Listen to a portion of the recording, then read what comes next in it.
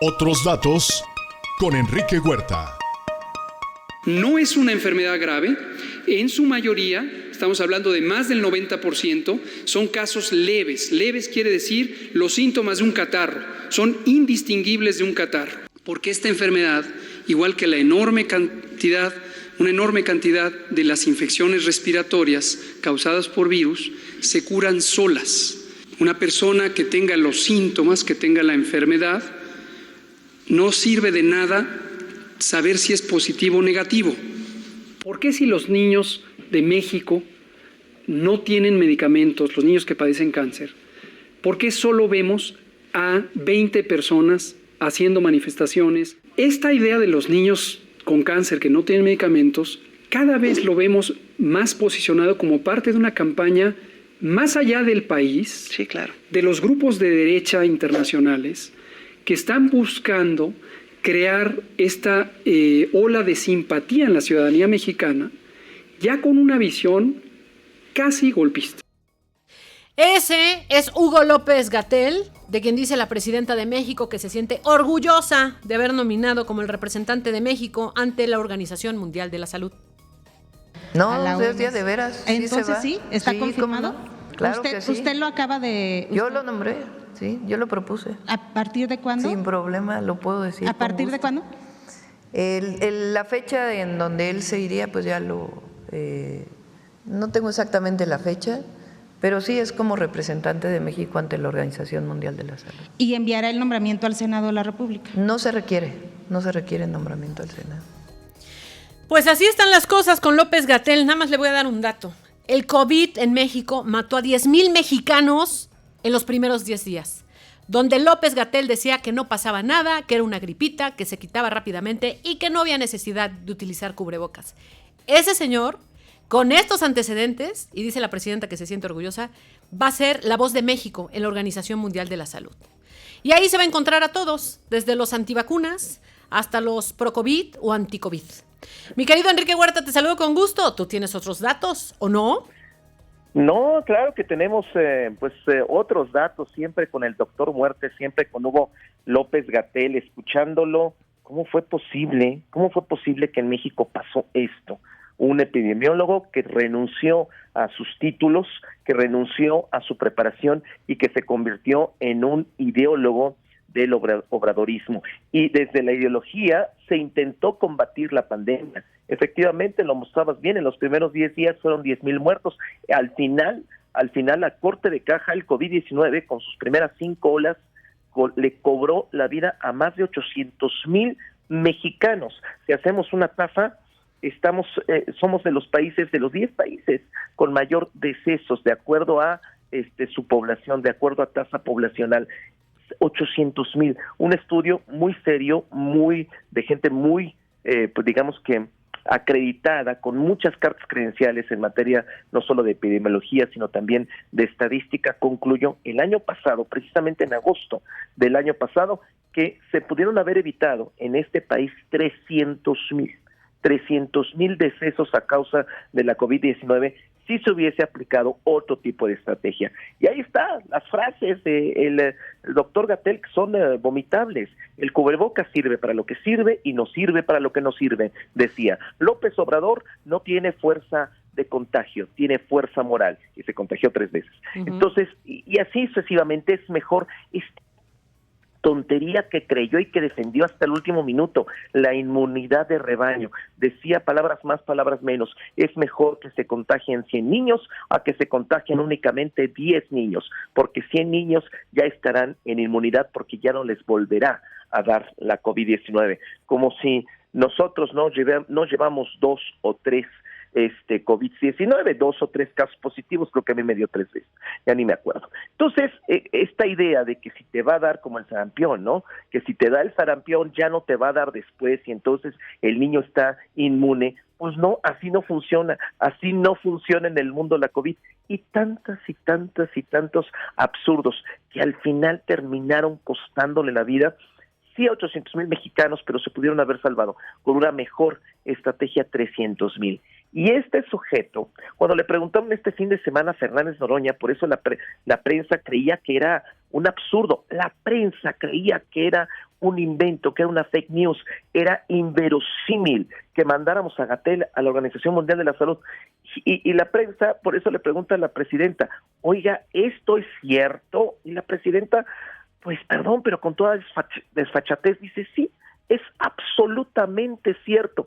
Le preguntaron el fin de semana a Noroña, y entonces Noroña, Fernández Noroña, que no es precisamente una perita en dulce, y entonces dice, no es posible, además tendría que pasar por el Senado. ¿Por qué este cargo no pasa por el Senado? Porque se lo inventaron, porque no existe. Búsquelo usted en Wikipedia y a ver si hay antecedentes, a ver si existe un antecesor de Hugo López Gatell. No existe, se inventaron el cargo. ¿Por qué? Era una figura incómoda y entonces quisieron mandarlo a otro lado, pero se vuelve más incómodo en la Organización Mundial de la Salud que en la plaza de medio pelo que tenía en la Secretaría de Salud actualmente durante estos primeros ya casi 9 meses de la presidenta Claudia Sheinbaum. Oye, a ver, así a bote pronto para el auditorio, para que no digan que el comentario, ¿no? Que obviamente lleva ahí una carga. A ver, cada quien tiene una opinión y cada quien se hace responsable de sus palabras. Pero a ver, dígame así a bote pronto al 22 25 86 39 21. ¿Es López-Gatell un funcionario presentable o impresentable? O sea, si hoy obviamente le toca la puerta de su casa, ¿usted le abre la puerta de su casa? ¿O deja que ahí siga tocando y se acabe el timbre? O sea, dígame nada más así a bote pronto.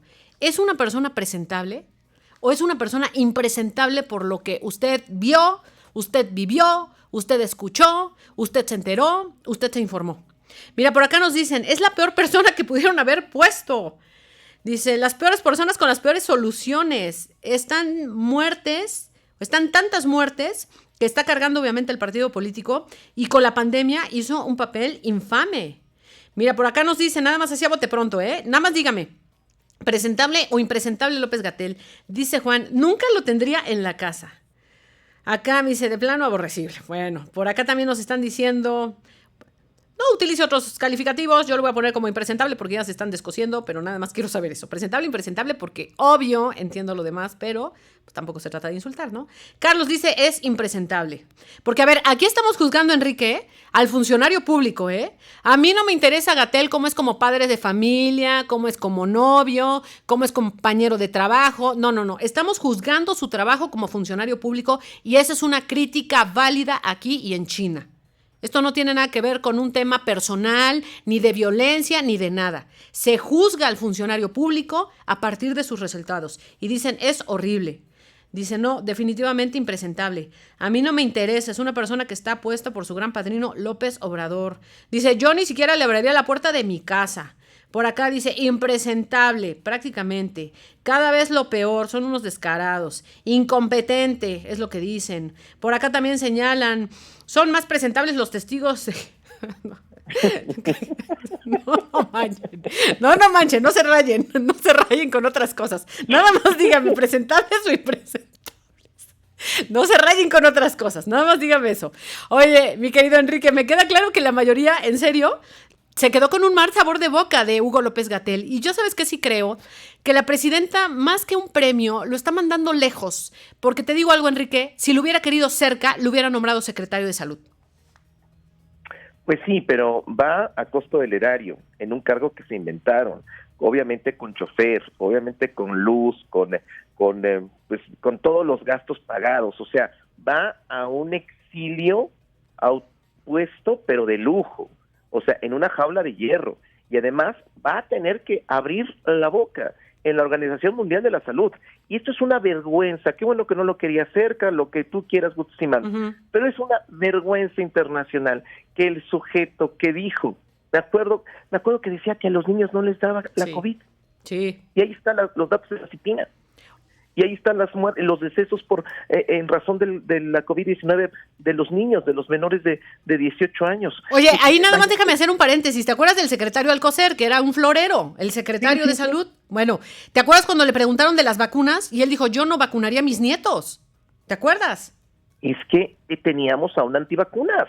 Teníamos a un antivacunas en la Secretaría de Salud, nada que ver con el actual secretario de Salud, Kersenovich, que hay un mundo de diferencia, y entonces pues, llega, abre la boca Gatell en la Organización Mundial de la Salud, vaya, desde su llegada, la Organización Mundial de la Salud van a voltear a ver a Gatell con cara de, ¿es neta? ¿En verdad está llegando este personaje? Obviamente habrá gente que se estará desgarrando las vestiduras y diciendo, ¿cómo se atreven a hablar así de un epidemiólogo?